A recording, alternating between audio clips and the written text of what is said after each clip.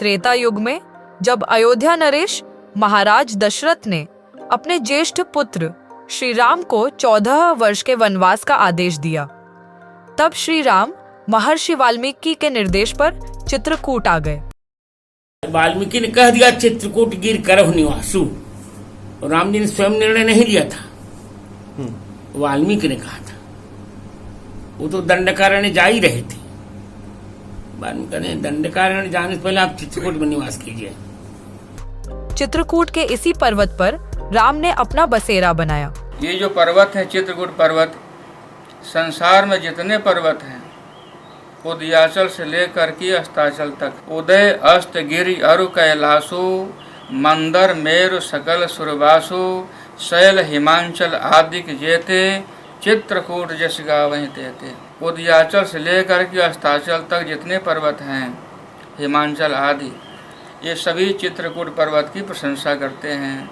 धन्य है चित्रकूट पर्वत, धन्य है चित्रकूट पर्वत, जहाँ साक्षात अखिल ब्रह्मांड के नायक भगवान श्री रामचंद्र जी और आदि शक्ति जगत जननी जानकी मैया और धरती को धारण करने वाले, समस्त संसार को धारण करने वाले लक्ष्मण जी शेषावतार जहाँ आकर के निवास किए हों, वह पर्वत धन्य है कि आपका जो परिक्रमा करेगा मन से वचन से क्रम से, उसकी मनोकामना पूरी होगी।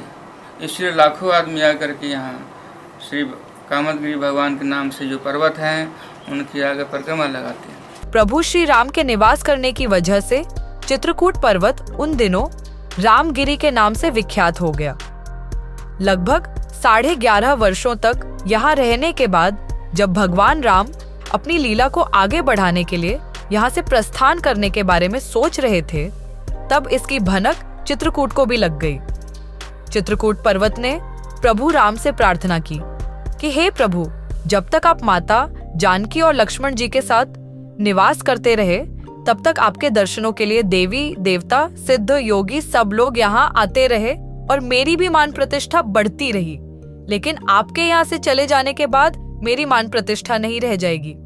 तब श्री राम ने इस पर्वत को अपना आशीर्वाद देते हुए कहा कि हे पर्वतराज, मैं भले ही इस स्थूल रूप से यहाँ से दूर चला जाऊं, लेकिन सूक्ष्म स्वरूप से मैं हमेशा यही निवास करूंगा, और जो भी भक्त यहाँ मेरे निशानियों के दर्शन करने आएंगे, मैं आपको उनकी सात्विक मनोकामनाओं को पूरा करने का आशीर्वाद देता हूँ।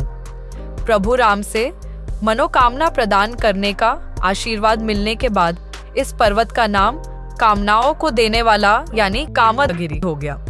गोस्वामी तुलसीदास जी ने रामचरितमानस में इस रहस्य को उद्घाटित करते हुए लिखा है, कामद भे गिरिराम प्रसादा अवलोकत अपहरत विषादा। अगर आप चित्रकूट के बारे में ऐसी की रोचक और नई नई जानकारी देने वाले वीडियो देखना चाहते हैं तो हमारे चैनल को लाइक और सब्सक्राइब करें।